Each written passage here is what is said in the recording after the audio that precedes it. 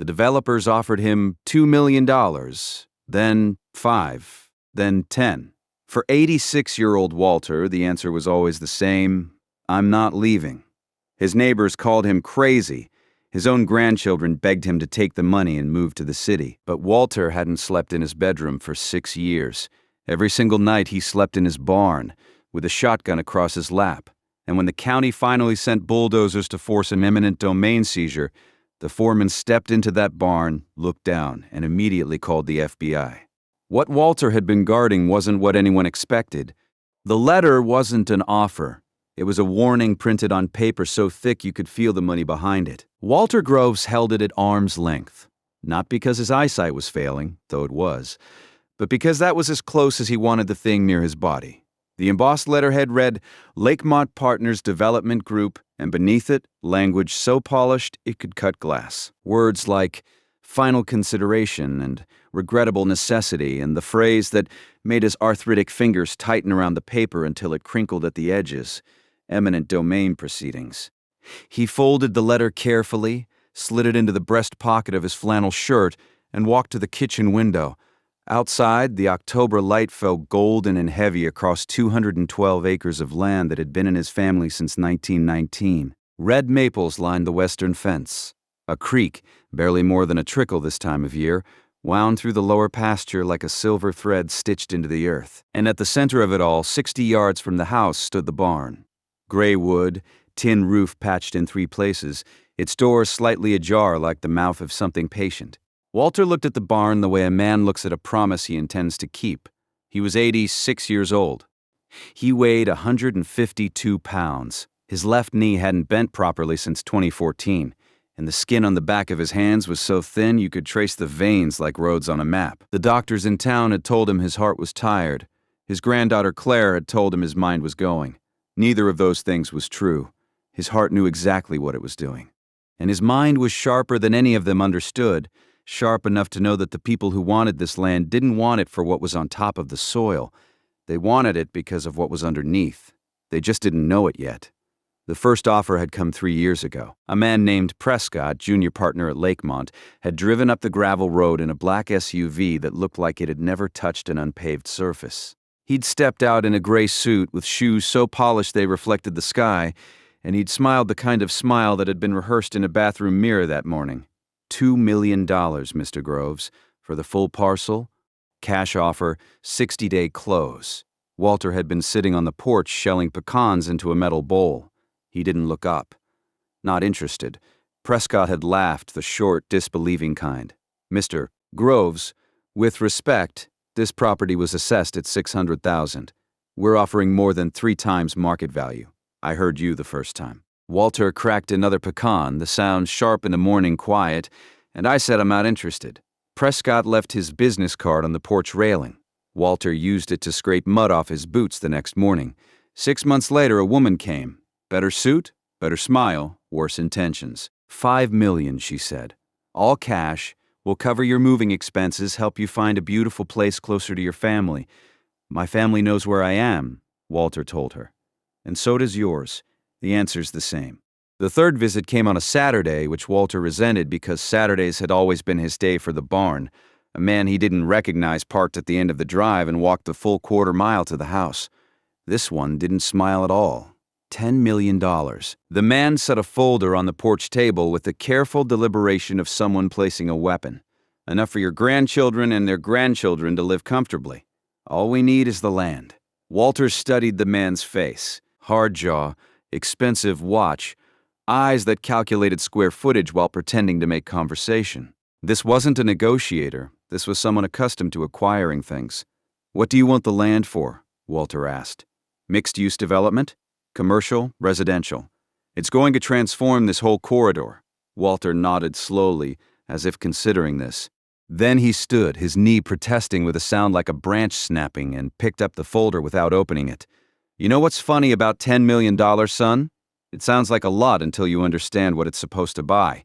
He held the folder out until the man took it back. Then it just sounds like a bribe.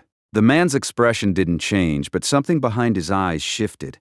A coldness settled there, replacing the professional patience with something more calculating. He left without another word, But Walter noticed him stop his car halfway down the drive, pull out his phone, and sit there talking for a long time, his eyes fixed on the barn in his rearview mirror. That night, Walter oiled his shotgun for the first time in 11 years, not because he intended to hurt anyone, but because he recognized the look on that man's face. He'd seen it before, 40 years ago, on men who decided that what they wanted mattered more than who stood in the way.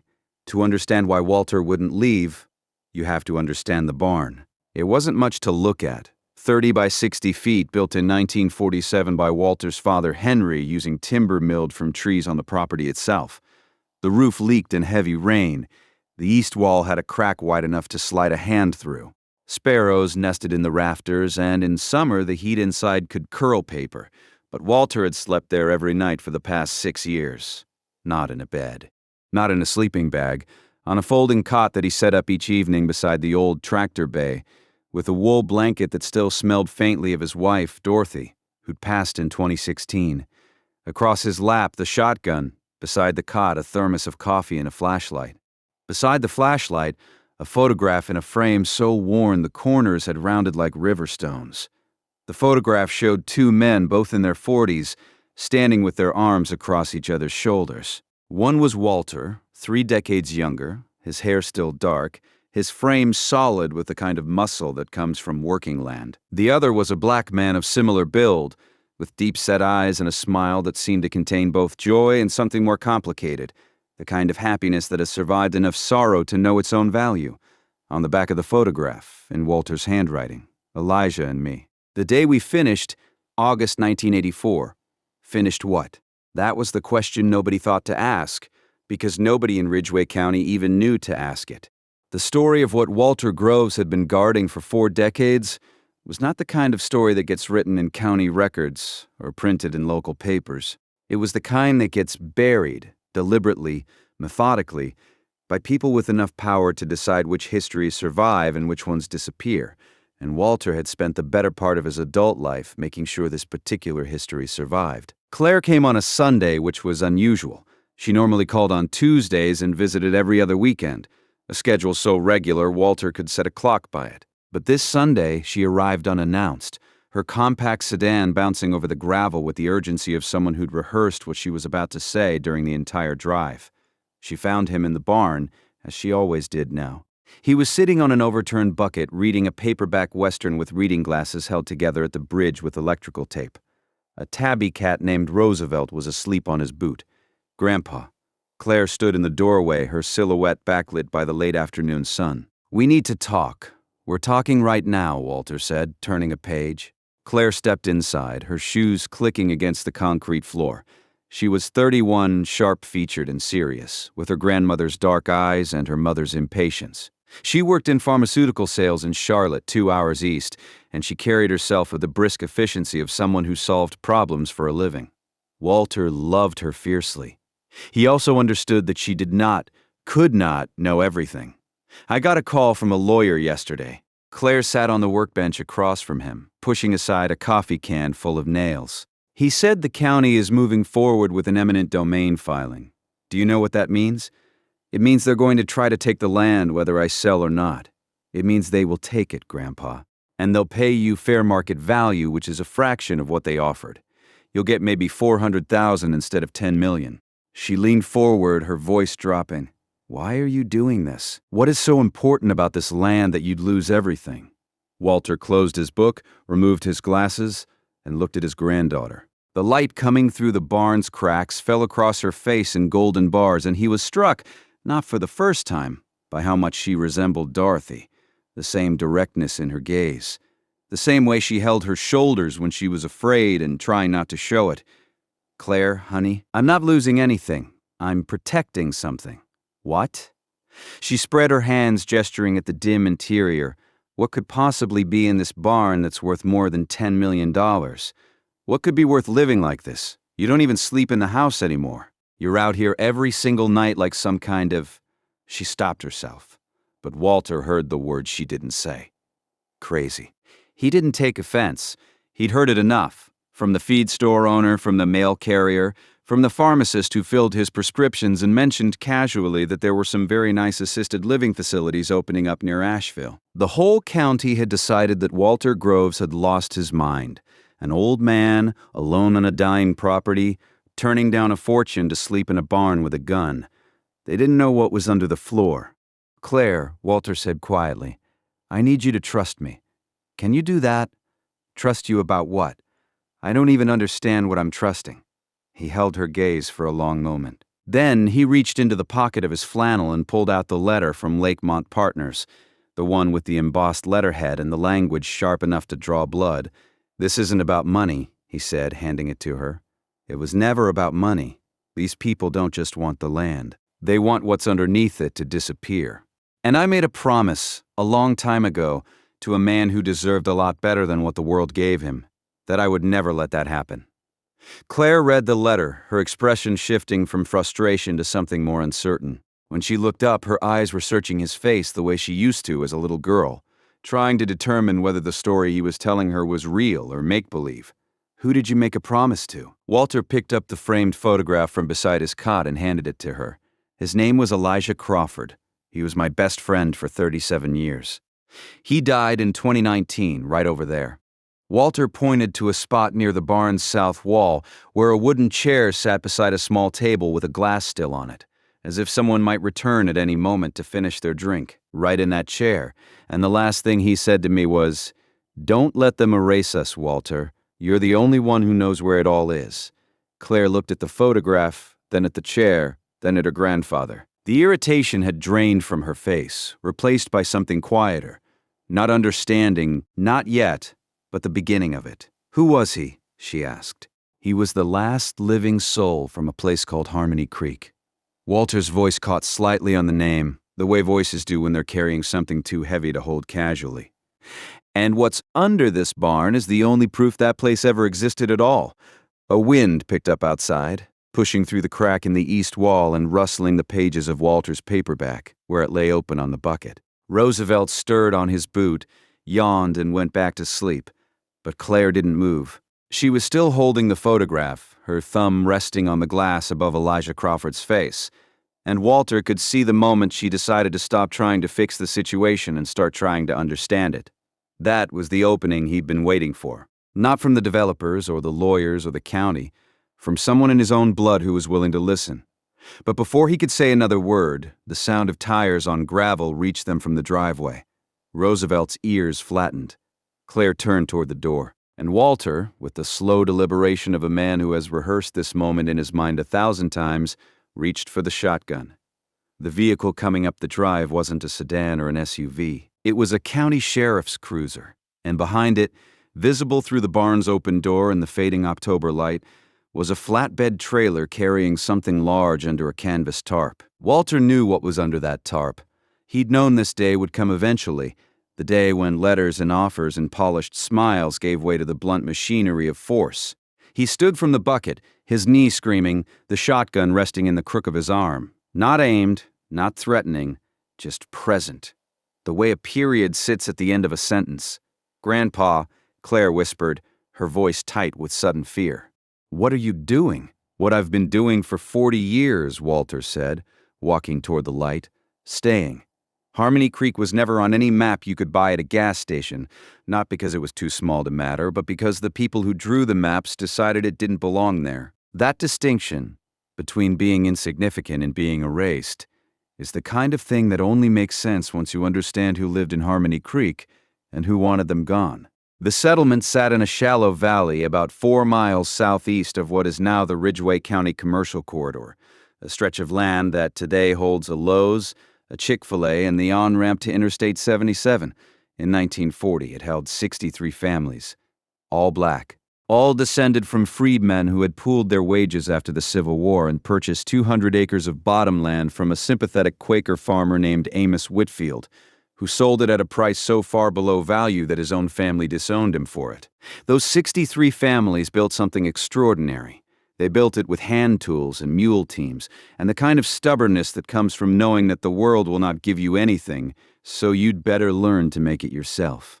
By 1952, Harmony Creek had its own schoolhouse, a whitewashed single-room building with a bell tower that Elijah Crawford's father, Reverend Moses Crawford, had constructed with timber he felled and milled himself. It had a general store run by a woman named Odessa Phelps, who extended credit to any family that needed it and never once sent a bill to collections.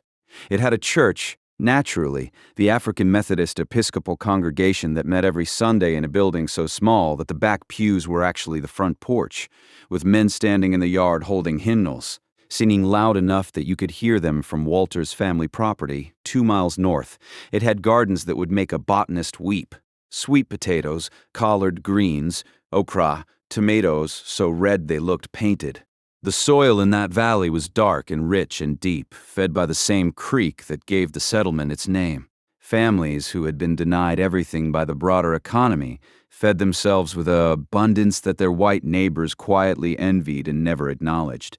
And it had Elijah. Elijah Crawford was born in Harmony Creek in 1938, the youngest of Reverend Moses's 4 children. By all accounts, he was the kind of boy who could sit still long enough to learn anything but couldn't sit still long enough to stop teaching it. He read everything he could find: newspapers, almanacs, encyclopedias donated to the schoolhouse by a retired professor from Howard University. He read seed catalogs cover to cover and then explained crop rotation to farmers twice his age, who listened because the boy was usually right. By 20, Elijah was teaching at the same schoolhouse where he'd learned his letters.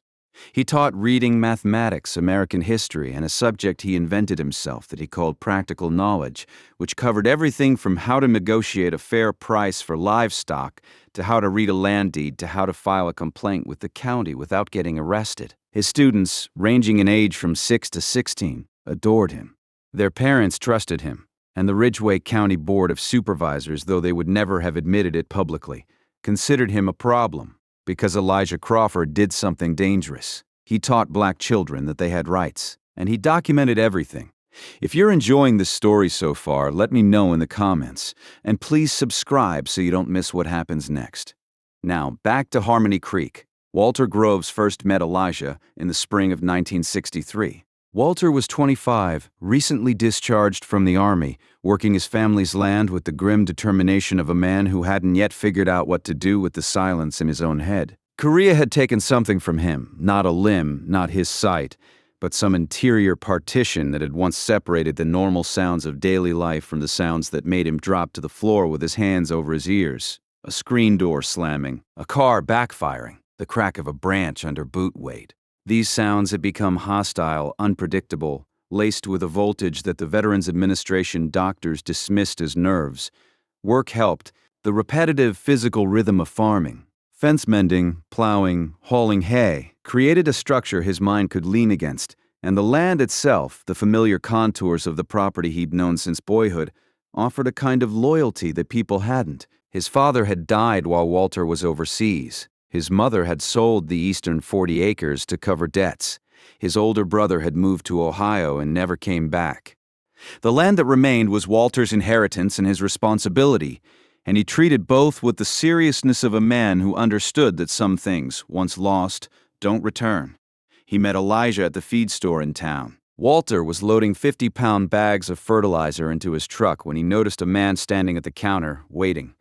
Just waiting.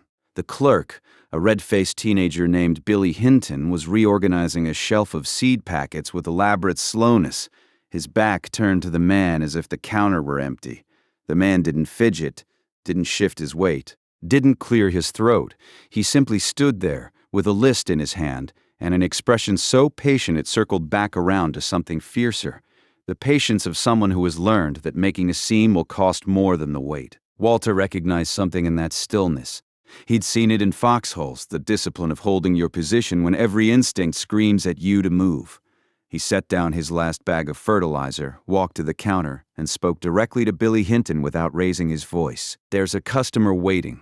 Billy turned, flushed, and mumbled something about not seeing him. The lie was so transparent it didn't warrant a response. The man at the counter, Elijah, though Walter didn't know his name yet, placed his order quietly, paid an exact change, and carried his supplies to a rusted flatbed parked in the alley behind the store.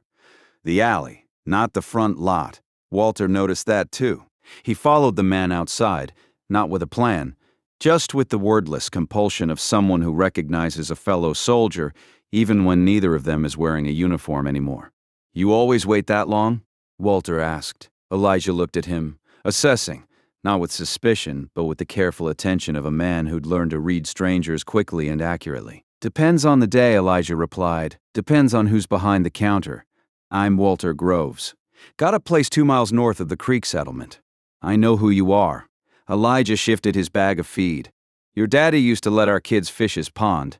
Only white man in the county who did." Walter hadn't known that. His father hadn't mentioned it. But it sounded right. Henry Groves had been a man of few words and specific principles, the kind who wouldn't have considered shared fishing access a matter worth discussing. "I'm Elijah Crawford. I teach at the Harmony Creek School." They shook hands across the gap that Ridgway County had spent a century building between them. It wasn't a dramatic moment. No music swelled. No bystanders paused to witness it. It was two men, tired in different ways, recognizing something familiar in each other, the stubbornness required to stay upright when the ground keeps shifting. That handshake lasted 37 years. What grew between Walter and Elijah was not the kind of friendship that announces itself. There were no grand gestures, no public declarations. In 1963, in rural North Carolina, a white farmer and a black school teacher couldn't simply show up at each other's homes for Sunday dinner and expect the world to look the other way. The world was watching. It always was. So they met at the borders. Walter's south fence line and Harmony Creek's northern boundary shared a quarter-mile of frontage, separated by a shallow ditch and a stand of black walnut trees. In those trees, on Saturday mornings, the two men built a friendship out of conversation, shared labor, and a mutual understanding that certain truths in Ridgway County were too dangerous to speak aloud and too important to leave unspoken. Elijah told Walter about the school, about his students, about the ongoing struggle to get textbooks that weren't 15 years out of date and missing their spines. Walter told Elijah about Korea, about the sounds that still ambushed him, about the particular loneliness of working land that no longer felt like it belonged to a family but to a single man carrying everything by himself. They helped each other in practical ways. Walter lent his tractor when the creek's communal equipment broke down. Elijah helped Walter repair his barn roof after a storm, showing up with 3 of his former students and a quiet competence that made the work feel lighter. They traded vegetables, Walter's sweet corn for Elijah's tomatoes, a transaction so routine it became a standing joke. "I grow the corn because your soil can't handle it," Walter would say. "And I grow the tomatoes because your hands are too rough for anything that delicate," Elijah would reply. Neither statement was true. Both were funny, and the laughter that followed in the shade of the walnut trees was the sound of something the county didn't want to exist. Genuine, unperformable connection between two men the system had placed on opposite sides of a line that neither of them had drawn. But the line was real, and what crossed it eventually wasn't friendship. It was fire. The trouble began, as it so often does, with paperwork. In 1978, the Ridgway County Board of Supervisors approved a comprehensive development plan for the Southern Corridor. The plan, backed by a consortium of investors from Charlotte and Raleigh, called for the construction of a highway interchange, a shopping center, and 200 units of single-family housing. The projected economic impact was in the tens of millions. The projected displacement was never mentioned in the public presentations, because the people being displaced were not considered part of the public. Harmony Creek sat directly in the planned corridor's path. The county's approach was methodical and, by the standards of the era, perfectly legal. First, the Board of Health issued citations for code violations, septic systems that didn't meet recently revised standards, structures that failed recently updated inspections. The citations came with fines that doubled monthly. Families who had lived on their land for 3 generations suddenly owed thousands of dollars to a county that had never once sent an inspector to their homes before. Then came the condemnation notices. Properties declared unfit for habitation by officials who spent less than 10 minutes on site. Families given 30 days to vacate, not because their homes were truly dangerous, but because the paperwork said so, and paperwork in Ridgway County had the force of gospel. Elijah saw it coming before anyone else. He'd been teaching his students to read land deeds for 15 years. He understood zoning law, eminent domain statutes, and the particular cruelty of bureaucratic language designed to sound reasonable while doing unconscionable things. He began documenting everything. He photographed every home in Harmony Creek, every garden, every fence post. He recorded the names of every family, their dates of arrival, their property deeds, their tax receipts. He interviewed elders who remembered the original land purchase from Amos Whitfield. He transcribed their stories in composition notebooks, filling pages with careful handwriting that would later become the only surviving record of a community that existed for over a century. He did all of this knowing that documentation alone would not save Harmony Creek. But he also knew that if the community was going to be destroyed, someone had to make sure the evidence survived. Someone had to ensure that the county couldn't simply pretend the settlement had never existed, that the land had always been empty, waiting for progress. Walter helped. He stored copies of Elijah's photographs and documents in his own home. He drove Elijah to the county clerk's office to file formal protests. He stood beside his friend at a Board of Supervisors meeting and watched as 3 white men in suits listened to Elijah's carefully prepared testimony about property rights and historical significance, and then voted unanimously to proceed with condemnation. The chairman didn't even make eye contact. That night, walking back to their trucks in the parking lot, Elijah was quiet for a long time. "They're going to take it all," he said finally. Walter didn't argue. He'd seen the vote. He'd seen the faces. "What do you want to do?" Elijah opened his truck door, then paused. "I want to save what I can. Will you help me?" Walter didn't hesitate. "Tell me what you need." What Elijah needed was time. Time to collect more records, to photograph more homes, to interview more residents before they scattered. Time to preserve a community's material existence in boxes and binders and carefully labeled envelopes before the bulldozers turned it all into foundation rubble and regraded earth.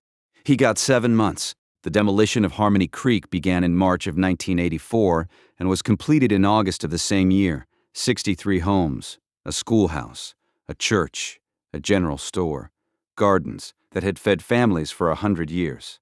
All of it reduced to debris, loaded onto trucks, and hauled to a landfill 12 miles north. The families dispersed. Some moved to Durham, some to Greensboro, some to cities where they had no roots, no community, no ground beneath their feet that remembered their names. The elderly who couldn't relocate easily were placed in county housing, single rooms in cinder block buildings that smelled of bleach and resignation. Within 5 years, a dozen of them had died, their deaths attributed to age and illness, though Elijah would later say, with the precision of a man who had spent his life measuring things, that what killed them was the removal of context. Take away the place where a person's life made sense, and the body follows the meaning out the door. The day the last house came down, June 14th, 1984, Elijah stood at the edge of what had been the settlement's main road and watched the excavator claw through the remains of his father's church. The bell tower, the one Reverend Moses had built by hand, collapsed inward with a sound that Elijah later described to Walter as the worst thing he'd ever heard. Not loud, just final. Walter stood beside him. Neither man spoke. That evening, they drove back to Walter's property. Elijah carried 3 cardboard boxes in the bed of his truck. Walter carried 4 more in his. The boxes contained everything Elijah had managed to save: photographs, deeds, tax records, census documents, letters, sermon notes, school records, 2 hymnals, a cast-iron bell clapper that had fallen from the church tower before the demolition, and 47 composition notebooks filled with the testimonies of Harmony Creek's residents, their memories, their family histories, their accounts of what had been done to them and why. 7 boxes. The entire material history of a community that had existed for over a century, reduced to what 2 men could carry in 2 pickup trucks. They unloaded the boxes in Walter's barn and stood looking at them, the overhead bulb casting a yellow light across the cardboard and the dust in the silence. "This can't stay here," Elijah said. "They'll come for it. If anyone finds out what's in these boxes, the county will confiscate it. Call it abandoned property. File it away somewhere it'll never be found." "What do you want to do?" Walter asked. Elijah looked at the barn floor. At the concrete slab Walter's father had poured in 1947, at the cracks that radiated from the old tractor bay like the lines on a palm. "I want to bury it," Elijah said. "Deep enough that no one can touch it, and I want you to stand guard." Walter studied his friend's face. Elijah Crawford, who had spent 25 years teaching children to stand tall and speak clearly, looked more tired than Walter had ever seen him. But beneath the exhaustion was something harder, a determination that didn't ask permission. It took them 6 weeks, working at night after Walter's farm work was done and Elijah had finished his shifts at the textile plant where he now worked since the school had been demolished along with everything else. They dug. They broke through the concrete slab in the tractor bay, excavated a space 8 feet long, 6 feet wide, and 4 feet deep. They lined the cavity with plastic sheeting and cedar planks. They built shelves inside the space and placed the boxes on them, wrapped in additional plastic and sealed with tape. They added silica gel packets that Elijah had ordered from a preservation supply company, paying for them with money he couldn't afford to spend. When the vault, because that's what it was, a vault, was complete, they re-poured the concrete, matching the original color and texture as closely as possible. They scattered straw and old motor oil over the new surface to age it. Within a month, you couldn't tell the floor had been disturbed. On the night they finished, August 17, 1984, they stood in the barn and drank coffee from a shared thermos. Elijah pulled out a camera, an old Polaroid, and asked Walter to stand beside him. He balanced the camera on a fence post, set the timer, and walked to Walter's side. The flash went off. The photograph slid out. 2 men, sweating, exhausted, standing with their arms across each other's shoulders. The day they finished, Elijah handed the photograph to Walter. "Keep this, and keep this place. No matter what they offer you, no matter what they say. Promise me." He didn't need to think about his answer. "I promise." Elijah nodded once. Then he walked to his truck and drove home. Walter slept in the barn that night for the first time. Not because he planned to, not because it was comfortable, but because the floor beneath his feet now held something too important to leave unattended, even for the few hours between midnight and dawn. He didn't know it then, but he would sleep in that barn almost every night for the next 40 years. Through Dorothy's illness and death, through his body's slow betrayal, through offers of $2 million, $5 million, $10 million. Through loneliness so complete it had its own texture, like the inside of a glove worn too long. Every night, shotgun across his lap, guarding a vault full of someone else's memory. No, not someone else's, his friends, his brothers, in every way that counted. The memory of a place the world had tried to unmake. The proof that it had existed, that its people had mattered, that their gardens had fed them and their church bell had rung on Sunday mornings and their children had learned to read in a schoolhouse built by a reverend who believed that knowledge was the one thing no one could repossess. That's what Walter Groves had been guarding. Not gold, not weapons, not anything the developers or the county or even his own granddaughter could have guessed. A community's right to be remembered. And now the county was sending bulldozers. The bulldozers came on a Tuesday. Walter heard them before he saw them. A low, grinding rumble that traveled through the earth itself, vibrating up through the barn's concrete floor and into the soles of his boots. It was 6:40 in the morning. The coffee in his thermos was still warm. Roosevelt was curled on a hay bale near the door, ears flat, tail tucked. The cat had always been better at reading trouble than any weather vane. Walter set down his thermos, picked up the shotgun, and walked outside. The October light was thin and cold, the kind that makes everything look overexposed, like a photograph left in the sun too long. Down the gravel drive, past the mailbox that still read droves and letters Dorothy had painted 20 years ago, a convoy was approaching. 2 yellow bulldozers on flatbed trailers, a white county truck with the Ridgeway seal on the door, a sheriff's cruiser with its lights off but its engine running, and behind them a black SUV that Walter recognized immediately, the same model Prescott had driven 3 years ago, when $2 million still seemed like a generous offer. Walter counted 8 men, 3 in hard hats, 2 in county uniforms. The sheriff, Dale Buckner, who Walter had known since Dale was a boy stealing peaches from the Hendersons' orchard, and 2 men in suits who stayed near the SUV with their arms crossed, watching the proceedings with the detached patience of people who had already decided how this would end. Walter walked to the edge of his porch and stood there. The shotgun rested in the crook of his arm, barrel pointed at the ground. He didn't raise it. He didn't need to. Its presence was a sentence, complete and punctuated. Dale Buckner stepped out of the cruiser first. He was 57 thick through the middle, with a sunburned neck and the permanently apologetic expression of a man whose job required him to do things he didn't enjoy. He approached the porch slowly, his boots crunching on gravel, and stopped about 15 feet from Walter. Close enough to talk, far enough to suggest he understood the situation's geometry. "Morning, Walter." "Morning, Dale." The sheriff removed his hat, turned it in his hands, and looked at the ground for a moment before meeting Walter's eyes. "You know why I'm here. I can see why you're here. That's not the same as knowing." Dale sighed. "The county filed the eminent domain order last Friday. Judge Harmon signed it Monday morning. I'm here to serve the notice and supervise the initial survey." He pulled a folded document from his jacket and held it out. "Nobody wants trouble, Walter." Walter didn't take the paper. He looked past Dale to the convoy, where the foreman, a compact, sunburned man in a yellow vest, was consulting a clipboard with one of the county officials. The bulldozers sat on their trailers like sleeping animals, their blades catching the morning light. "Those machines aren't here for a survey, Dale."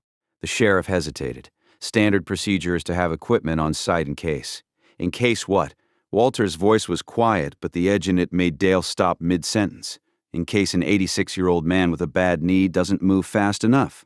"Walter, please." Dale's voice dropped. "I've known you my whole life. My daddy bought hay from your daddy. I don't want to arrest you, but if you interfere with a lawful court order, I will have to." He paused. "Put the gun inside. Let them do their work. Fight it in court if you want. But don't make me do something we'll both regret." Walter studied the sheriff for a long time. Dale Buckner wasn't a bad man. He was a limited one, constrained by his badge, his paycheck, and the narrow corridor of choices available to a county sheriff whose budget depended on the same board of supervisors that had approved the seizure. Walter understood this. He'd spent a lifetime understanding the mechanics of how decent people participate in indecent systems. But understanding didn't mean acceptance. "I'm not going to shoot anyone, Dale." Walter shifted the gun to his other arm. "But I'm not leaving this property. And nobody is touching that barn."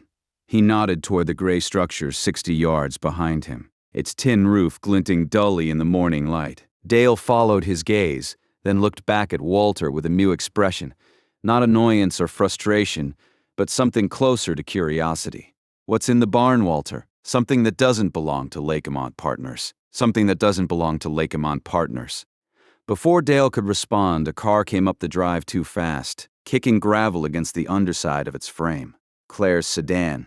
She parked at an angle behind the sheriff's cruiser and got out already talking, her phone pressed to one ear, her free hand gesturing with the focused intensity of someone accustomed to managing crises. She'd come. Walter felt something loosen in his chest.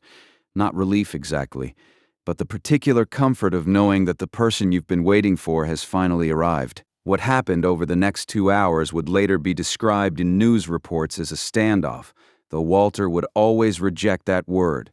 A standoff implies two sides threatening each other. Walter never threatened anyone. He simply refused to move.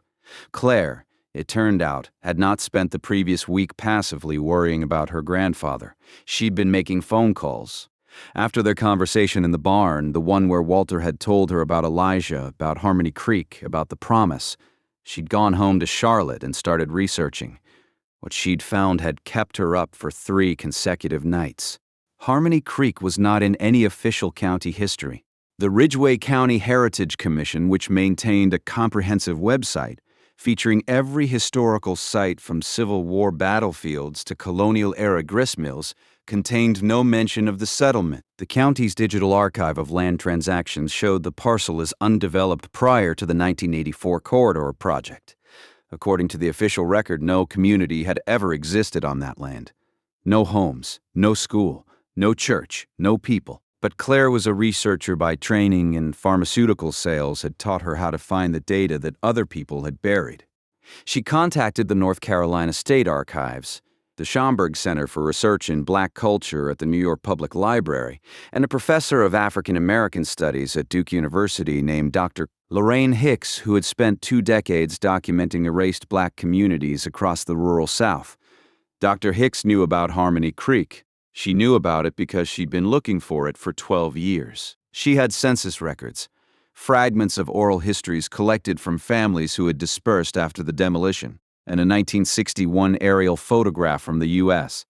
geological survey that clearly showed a settled community in the valley. Homes, gardens, a road, structures consistent with a school and a church. She had everything except the physical evidence, the ground-level documentation, the proof that would transform Harmony Creek from a footnote in an academic paper into an undeniable historical reality. That proof, Claire now understood, was under her grandfather's barn floor. She arrived at the property with Dr. Sidus, Hick's phone number and her recent calls, a hastily printed stack of legal precedents regarding the protection of African American historical sites under the National Historic Preservation Act, and the barely contained fury of a woman who had just discovered that her grandfather wasn't crazy. He was the last guardian of a truth that powerful people had spent 40 years trying to bury. She walked directly to Dale Buckner, who was standing between the porch and the convoy in the universal posture of a man who wished he were somewhere else. "Sheriff, you need to stop this proceeding immediately." Dale looked at her with the weary patience of someone who had expected this. "Ma'am, I have a court order, and I have evidence that this property contains materials protected under the National Historic Preservation Act of 1966, Section 106, which requires federal review before any ground disturbance on sites of historical significance." Claire held up her phone, displaying an email. "I've been in contact with Dr. Lorraine Hicks at Duke University. She's prepared to file an emergency petition with the Advisory Council on Historic Preservation. If you proceed with demolition before that review is complete, the county will be in violation of federal law." Dale stared at her. Then he looked at Walter, who was watching his granddaughter with an expression of such concentrated pride that his eyes had gone bright and liquid. Then Dale looked at the two men in suits standing by the black SUV. One of them, the taller one with steel-colored hair and a jaw that looked like it had been set with a carpenter's level, detached himself from the vehicle and walked toward them. His shoes, Walter noticed, were the same kind Prescott had worn 3 years ago. City shoes, the kind that expected pavement. The man ignored Claire and addressed the sheriff directly. "Proceed as ordered, Sheriff. This is a county matter, not a federal one. The court order is valid." Claire stepped forward. Section 106 applies to any project receiving federal funding or requiring a federal permit. The interchange your development connects to was funded by the Federal Highway Administration. That makes this a federal concern whether you like it or not. The man turned to Claire for the first time, looking at her the way a cat looks at a bird. "It hasn't decided to chase yet, and you are his granddaughter." Claire nodded toward Walter, and as of 6 a.m. this morning, his legal representative of record. Walter blinked. He hadn't known about that part. But Claire had always been the kind of person who understood that permission was something you asked for when you had time, and something you invented when you didn't. The steel-haired man's expression didn't change, but something tightened around his mouth, a controlled annoyance, the look of someone unaccustomed to resistance, particularly from a young woman with a phone and a stack of printouts. "This property has been through due process. The court has ruled." His voice was clipped and precise. "Whatever historical claims you want to make can be pursued after the transfer of ownership. We're not unreasonable people." "Then you won't mind waiting for the federal review," Claire replied evenly. "Unless there's a reason you're in a hurry to disturb what's under this land before anyone can document it." The silence that followed was the kind you can feel against your skin. The foreman in the yellow vest had stopped consulting his clipboard and was watching the exchange with the uncertain expression of a man who wasn't being paid enough for this. The bulldozer operators sat in their cabs, engines off, waiting for instructions that hadn't come. Even Roosevelt had emerged from the barn and was sitting on the porch railing, his tail wrapped around his paws, watching the proceedings with feline detachment. If this story is touching your heart, please subscribe so you don't miss what happens next. Now, back to the standoff that wasn't a standoff. Dale Buckner made a decision. It was not a brave decision, and it was not a cowardly one. It was the decision of a man who recognized that the situation had exceeded his authority and who chose, in the absence of clear instructions, to do the thing that would create the least amount of paperwork. "I'm going to call the county attorney," he said. "Nobody touches anything until I get guidance." The steel-haired man objected. The county attorney, reached by phone, objected louder. But Dale Buckner, for all his limitations, had one quality that served him well in this moment. He was deeply, pathologically averse to being personally liable for anything, and Claire's mention of federal law had introduced a variable he couldn't calculate. He sent the bulldozers home. The foreman, a man named Rick Huerta, was the last to leave. He'd been hired by the county for the day, had no stake in the politics, and had been looking forward to finishing by 3 so he could pick up his daughter from soccer practice. But something about the morning had gotten under his skin. The old man with the shotgun, the granddaughter with the legal citations, the way the suits from the SUV had looked at the barn, not with the casual indifference of developers assessing a teardown, but with something more focused, more anxious. Before he left, Rick approached Walter on the porch. "Sir, I just want to say, I wouldn't have touched anything in the barn without your permission. That's not how I work." Walter shook his hand. "I appreciate that, Rick. Truly."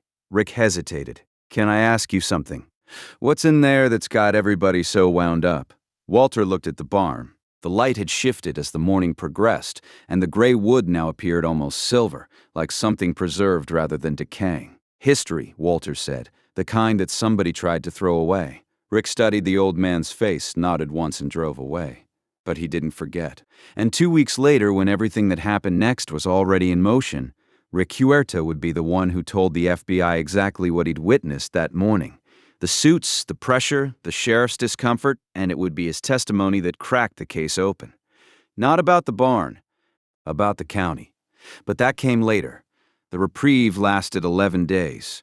During those 11 days, Claire worked with an intensity that Walter recognized as inherited. She contacted Dr. Hicks, who drove from Durham the following morning with 2 graduate students, a portable scanner, and the cautious excitement of a researcher who suspects she's about to find what she's been looking for. Walter led them into the barn. He hadn't shown anyone the vault since 1984. 40 years of guarding a secret creates habits that don't break easily, and his hands trembled slightly as he moved the cot aside and pointed to the section of floor where the tractor bay had once been. "It's under there," he said. 6 inches of concrete. Then cedar planks. Then everything Elijah saved. Dr. Hicks knelt and ran her fingertips along the concrete, finding the faint seam where the pour had been repaired 4 decades earlier. Her expression was professionally composed, but Walter could see her pulse in her throat, beating faster than the moment warranted. "Mr. Groves," she said, "may I ask, how much material is down there 7 boxes?" Walter lowered himself onto the cot, his knee locking as he sat. Photographs, land deeds, tax records, census forms, church records, school records, and a bell clapper from the AME church. Dr. Hicks closed her eyes briefly. When she opened them, they were wet. "Do you understand what you've preserved?" she asked. There are fewer than a dozen documented cases of complete community archives surviving from erased black settlements in the American South. Most were destroyed. By fire, by neglect, by deliberate suppression. What you're describing would be the most comprehensive collection of its kind in North Carolina, possibly in the entire Southeast. Walter nodded. Elijah knew that. That's why he asked me to guard it. And you did. For 40 years. Walter didn't respond to that. He didn't consider it worthy of comment. You make a promise, you keep it. The length of time was incidental. They didn't open the vault that day. Dr. Hicks insisted on proper archaeological protocols, controlled access, humidity monitoring, photographic documentation of the excavation process itself. She contacted colleagues at the Smithsonian's National Museum of African American History and Culture who expressed immediate interest. She began drafting the emergency petition to the Advisory Council on Historic Preservation that Claire had referenced during the confrontation with the sheriff. The wheels of academic and legal process began to turn. But the wheels of commerce turned faster. On the 9th day after the bulldozers were sent home, Walter woke at 3 in the morning to the smell of gasoline. He didn't panic. Panic requires surprise, and Walter Groves had been expecting something like this for 40 years. He'd imagined it 1,000 times during those long barn nights. The smell, the sound, the sequence of decisions he would need to make in the dark. He picked up the shotgun. He picked up the flashlight. He pushed open the barn door. 2 figures were moving near the tree line at the edge of the south pasture, maybe 80 yards away. They carried what looked like 5-gallon jerry cans. One of them was pouring liquid along the base of the barn's east wall, the wall with the crack, the wall where the wood was driest and most vulnerable. Walter didn't shout. He didn't fire a warning shot. He turned on the flashlight and aimed it directly at them, holding the beam steady on the nearer figure's face. The man froze. He was young, maybe 30, wearing dark clothes and a ball cap pulled low. His eyes, caught in the flashlight's beam, were wide and flat. The eyes of someone doing a job, not pursuing a cause. Hired hands. Workers following instructions they hadn't questioned. I'd put that down if I were you, Walter said. His voice was conversational, almost gentle. The shotgun rested against his shoulder, not aimed at anyone, but oriented in their general direction with the implicit promise that orientation could change quickly. The second figure dropped his can and ran. The first hesitated, looking from Walter to the gasoline-soaked wall to the dark tree line where his partner had disappeared. Son, Walter said, I've been awake in this barn every night for 6 years. I was awake in a foxhole in Korea before that. You are not going to surprise me, and you are not going to burn this building. So put the can down, walk to your vehicle, and tell whoever sent you that they're going to meet a better plan. The man set the can on the ground. He backed away slowly, his hands slightly raised, and disappeared into the darkness beyond the pasture. A minute later, Walter heard an engine start somewhere down the access road that bordered the eastern edge of his property, a road that only locals knew about, a road that wouldn't appear on any developer's site plan. Walter stood in the barn doorway until the sound faded completely. Then he walked to the east wall, examined the gasoline-soaked boards, and spent the next hour washing them down with water from the garden hose, working methodically in the dark, his knee screaming with every step. When Claire arrived the next morning, he told her what had happened. Her reaction was immediate and precise. She called the sheriff's department, filed a report, and then called someone else, a journalist at the Raleigh News and Observer named Marcus Washington, who covered land use disputes and historical preservation stories. Marcus had already been contacted by Dr. Doc Hicks about the Harmony Creek Archive and had been working on a preliminary story. The arson attempt accelerated everything. Claire also called the FBI. Not the local field office, she called the Civil Rights Division in Washington, D.C. She explained in the same calm, data-driven voice she used for pharmaceutical presentations that an 86-year-old man guarding a historically significant African-American archive was the target of an eminent domain seizure backed by private developers, and that an arson attempt had been made against the structure housing the archive, and that the county sheriff's department might have a conflict of interest given the Board of Supervisors' financial relationship with the development consortium. The agent on the phone asked her to repeat the part about the archive. Claire repeated it. There was a pause. Then the agent asked for the address. The FBI arrived on day 11. 2 agents from the Charlotte field office driving an unremarkable sedan that pulled up Walter's gravel drive at 9 in the morning and parked beside Claire's car. They were polite, professional, and visibly interested in a way that suggested their supervisors had flagged this case as significant. Walter showed them the barn. He told them about Elijah. He told them about Harmony Creek. He told them about the vault, the 40 years, the offers, the threats, and the gasoline. The older agent, a woman named Sandra Munoz, with 20 years of experience in civil rights cases, listened without interrupting. When Walter finished, she looked at the barn floor for a long time. "Mr. Groves," she said, "we're going to need to open that vault." Walter nodded. He'd known this was coming. He'd prepared for it since the morning Claire had first held Elijah's photograph in the golden light. "But I have one condition," he said. Agent Munoz raised an eyebrow. "Elijah Crawford has a daughter. Her name is Ruth. She lives in Durham. She hasn't seen what's under this floor. She doesn't even know it exists." He paused, and his voice, which had been steady through every confrontation, every sleepless night, every offered million wavered for the first time. "I want her here. When you open it, she should be the first one to see her father's work." Agent Munoz studied the old man's face. Whatever she saw there, the decades of loyalty, the weight of a promise kept past the point of reason, the quiet insistence that even in this moment of institutional intervention, human dignity should come first. It decided her. "We can do that," she said. Walter exhaled. It was the first deep breath he'd taken in 11 days. Ruth Crawford almost didn't answer the phone. She was standing in the kitchen of her townhouse in Durham, scraping the remains of a lunch she hadn't finished into the trash. The number on the screen was unfamiliar, the 704 area code, Charlotte region, and Ruth had learned, through 58 years of living, that unfamiliar numbers at 2 in the afternoon rarely brought good news. She answered anyway. Something in her hand moved before her mind could stop it, the way your body sometimes knows things your brain hasn't processed yet. Miss Cames, Crawford. My name is Claire Prescott Groves. I'm Walter Groves' granddaughter. Ruth set the plate down on the counter. The name landed in her chest like a stone dropped into still water, and the ripples moved outward through years of silence, years of deliberate distance, years of choosing not to think about a stubborn old white man on a piece of land in Ridgeway County who had been her father's closest friend and, in Ruth's private estimation, his most consuming fixation. I know who Walter is, Ruth said carefully. Her voice was neutral, the practiced tone of a retired social worker who had spent 3 decades listening to other people's pain without letting it colonize her own. What's this about? Claire told her. She told her about the developers, the eminent domain order, the Bulldozers.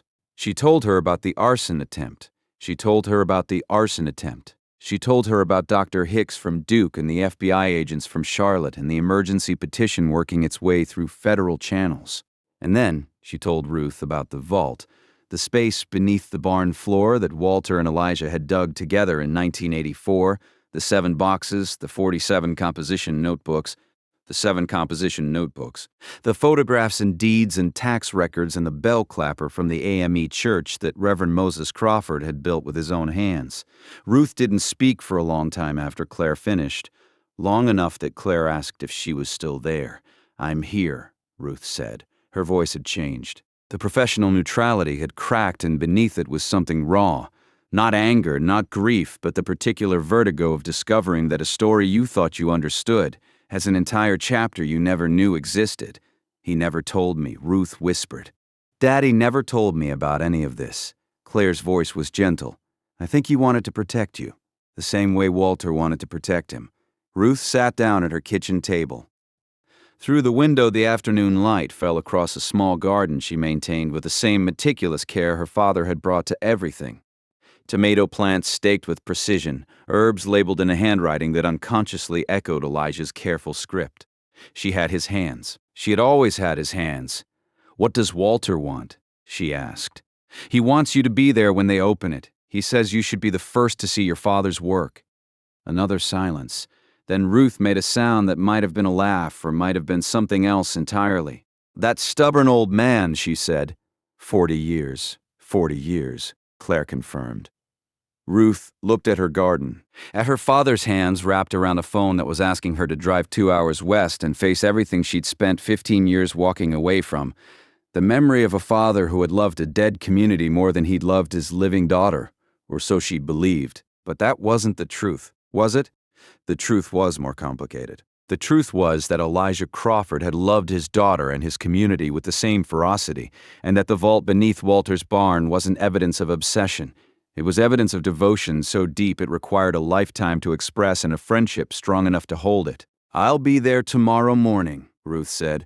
She arrived at 7. The property looked different than Ruth remembered.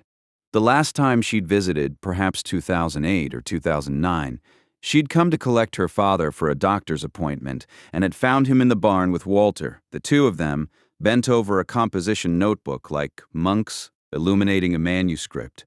She'd waited in the car, engine running, patience thinning, while her father finished transcribing something he insisted couldn't wait. That was the visit that had broken something between them.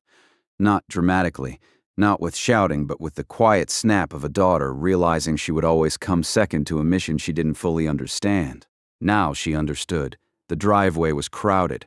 Claire's sedan, Agent Munoz's government-issued vehicle, Dr. Hicks' university van, a second van from the Smithsonian which had dispatched a 2-person preservation team overnight from Washington, and Walter's truck, a 1997 Ford that hadn't moved from its spot beside the barn in so long that weeds had grown through the wheel wells. Walter was on the porch. He stood when he saw her car, and Ruth was struck by how small he'd become. Not diminished, but concentrated, as if the years had burned away everything unnecessary and left only the essential framework of the man. He wore the same flannel shirts he'd always worn, the same work boots, the same expression of quiet, immovable certainty that had once infuriated her, and now, in this new context, made her throat tighten. She got out of the car and walked toward him. Neither of them rushed. The distance between the driveway and the porch was maybe 30 feet. but it contained 15 years of silence, and they crossed it with the deliberate pace of people who understand that some distances deserve to be felt rather than erased. "Ruth," Walter said. "Walter." She stopped at the bottom of the porch steps and looked up at him, her father's best friend, the man who had kept a promise for 4 decades while she'd been too angry to ask what the promise was. "You should have told me," she said. Walter nodded. "You're right. I should have. But Elijah asked me not to. He said the fewer people who knew, the safer the archive would be." And after he passed, Walter's voice caught, a small hitch that he smoothed over with the practice of a man who'd had 6 years to learn how to say these words without breaking. "After he passed, I didn't know how to explain it without him here to help me." Ruth climbed the steps. She stood in front of Walter and looked at his face, the landscape of lines and liver spots and stubborn blue eyes that had watched over her father's life work while she'd been busy resenting the work itself. She put her arms around him.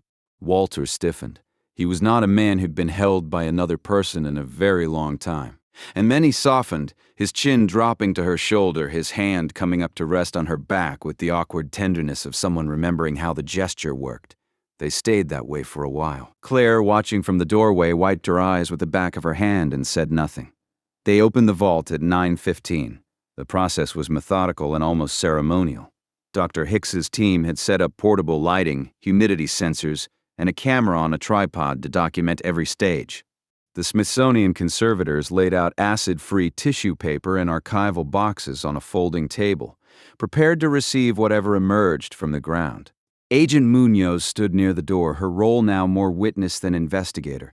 The FBI's interest had shifted from the vault's contents to the people who'd tried to destroy it, and a separate team was already examining the county's relationship with Lakemont Partners. Walter directed the concrete cutting. He knew exactly where the seam was, had traced it with his boot every night for 6 years, a ritual as unconscious as breathing.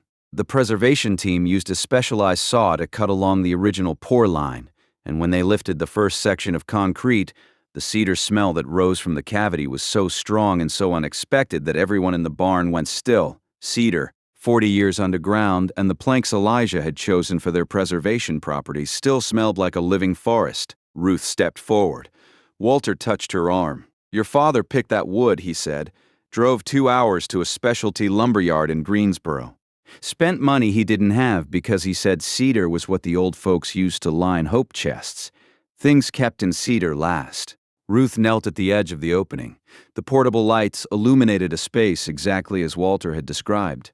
8 feet long, 6 feet wide, 4 feet deep, shelves built from the same cedar planks lining 3 walls. And on those shelves, wrapped in plastic that had yellowed but held, were the boxes. 7 cardboard boxes. The entire surviving record of Harmony Creek. The first box Ruth opened contained photographs.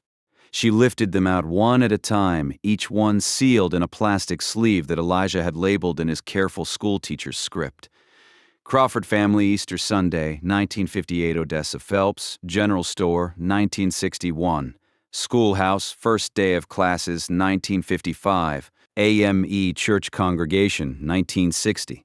Faces looked up at her from across the decades. Men in their Sunday hats, women in white gloves, children squinting against the sun in a churchyard that no longer existed.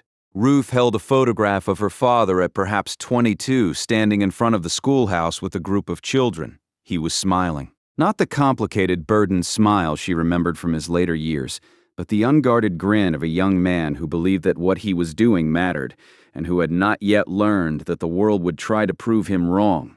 "Oh, Daddy," she whispered. "You saved them all, Doctor." Hicks, who had maintained professional composure throughout the excavation, removed her glasses and pressed her fingers to her eyes. The composition notebooks came next. 47 of them, their covers warped slightly by age, but their contents intact. Ruth opened one at random and found page after page of her father's handwriting. Not the shaky script of his final years, but the strong, clear hand of a man in his prime, recording the words of people who had trusted him with their memories. Interview with Clarence Washington, age 74, conducted March 12, 1983. Mr. Washington recalls the construction of the schoolhouse in 1928. His father, James Washington, donated the timber from his own woodlot. The bell was purchased collectively by 12 families at a cost of $47. Raised through a fish fry held on the 4th of July, 1929, Ruth turned pages. More interviews. More names. More details so specific they could only have come from people who had lived them. The particular shade of red that Mrs. Henley painted her front door every spring, the recipe for Odessa Phelps's chess pie that was famous across 3 counties, the way the creek sounded different in April than in August, because the snowmelt changed the water's depth and the stones sang a different pitch. An entire world, captured in composition notebooks and preserved in cedar and darkness by a man who understood that memory, without a record, is just weather. It passes and leaves nothing. The bell clapper was at the bottom of the last box, cast iron heavy with a patina of age that made it look almost black. Ruth lifted it with both hands and held it the way you hold something sacred. Not because of what it's made of, but because of what it represents. This rang every Sunday, Walter said softly. I could hear it from my kitchen. Ruth looked at him. She was crying, but she was also smiling, and the combination created an expression that Walter recognized because he'd seen it on Elijah's face the night they'd finished the vault, the look of someone standing at the intersection of grief and gratitude, unable to choose between them, and realizing they don't have to. Thank you, Ruth said, for keeping your promise. Walter shook his head. Don't thank me. Thank your father. He knew what mattered. The story broke in the Raleigh News and Observer 17 days later under Marcus Washington's byline. The headline read, Erased, Community's Complete Archive Found Beneath Ridgeway County Barn, guarded by a single farmer for 40 years. The article ran 4,000 words and was accompanied by 6 of Elijah's photographs, digitized by the Smithsonian team and published with Ruth's permission. The response was immediate and overwhelming. Within a week, the story had been picked up by the Associated Press, the Washington Post, and NPR. Within 2 weeks, the National Trust for Historic Preservation issued a statement calling the Harmony Creek Archive one of the most significant discoveries in the field of African American material history in the past 50 years. Dr. Hicks' preliminary catalog of the collection, published as an academic preprint, was downloaded 11,000 times in its first 3 days. The Ridgeway County Board of Supervisors held an emergency closed session meeting. The eminent domain order was quietly withdrawn. Lackamonte Partners issued a statement expressing respect for the historical significance of the property and announcing a revised development plan that excluded the Groves parcel entirely. The statement did not mention the arson attempt, the escalating offers, or the steel-haired man whose name turned out to be Gerald Fenton, Senior Vice President of Acquisitions, who had resigned from the company 2 days before the FBI requested an interview. The federal investigation into the county's handling of the original Harmony Creek demolition was ongoing. Agent Munoz's team had subpoenaed records from the 1978 Board of Supervisors meetings and discovered that the health code violations issued against Harmony Creek residents had been fabricated by a county inspector who was simultaneously receiving consulting fees from the Meth Development Consortium's predecessor company. The inspector was long dead, but the records survived and their implications reached into the present. The same pattern of coordinated bureaucratic harassment that had destroyed Harmony Creek in 1984 had been attempted against Walter Groves in 2024 by descendants of the same financial interests. The arsonists were identified through security camera footage from a neighboring property that Walter hadn't known existed. They were contract laborers hired through a chain of intermediaries that led, eventually, to a Lackamonte subsidiary. Both men cooperated with investigators. Neither had understood what they'd been sent to burn. 3 months later, on a Saturday in January so cold the creek had frozen solid in the lower pasture, a different kind of convoy came up Walter's gravel drive. No bulldozers, no sheriff's cruiser, no black SUVs. Instead, a procession of cars and trucks carrying people who had once lived in Harmony Creek or whose parents and grandparents had. Dr. Hicks had spent weeks tracking down descendants using the very records Elijah had preserved, names, addresses, family connections, to locate people who had scattered across 4 states in 4 decades. 37 people came. They came from Durham and Greensboro and Richmond and Washington, D.C. They came in new cars and old trucks and one chartered church bus from a congregation in Raleigh whose founding members had originally worshipped in the AME church that Reverend Moses Crawford built. They came carrying photographs of their own, and dishes of food, and the particular nervous energy of people about to encounter a past they'd been told no longer existed. Ruth met them at the barn door. She'd been coming to the property every weekend since the vault was opened, working alongside Dr. Hicks and the Smithsonian team to catalog the archive. Her relationship with Walter had become something neither of them could have predicted, not a replacement for the bond he'd shared with Elijah, but a continuation of it, a new branch on the same route. Walter sat on the porch in a chair Claire had brought from the house, a concession to his knee that he'd resisted for weeks before accepting. Roosevelt was on his lap. The shotgun was inside, propped in the corner of the bedroom where it had once lived before Walter had moved to the barn. He'd slept in the house for the first time in 6 years the night after the vault was opened. The bed had felt strange, but the silence had felt earned. He watched the visitors file into the barn. He heard exclamations, tears, laughter, the particular sound of recognition. "That's my grandmother. That's Uncle Clarence. Look, that's our house, right there." That erupted each time someone found their family in Elijah's photographs. He heard Ruth's voice steady and warm, guiding people through the collection with the same patience her father had brought to every lesson he'd ever taught. Claire sat beside him on the porch, her hand resting on the arm of his chair. "You did it, Grandpa." Walter shook his head. "Elijah did it. I just kept the door locked. For 40 years. Walter scratched Roosevelt behind the ears. The cat purred, a sound as small and persistent as a heartbeat. Some promises take a while to keep. The Harmony Creek Archive was formally donated to the Smithsonian's National Museum of African American History and Culture in a ceremony held the following spring, on the exact spot where the AME church had once stood. The site, now an empty lot beside a Chick-fil-A, was marked with a historical plaque funded by a coalition of descendants and community members. The plaque read, "On this ground stood Harmony Creek, a self-sustaining African-American community, 1870 to 1984.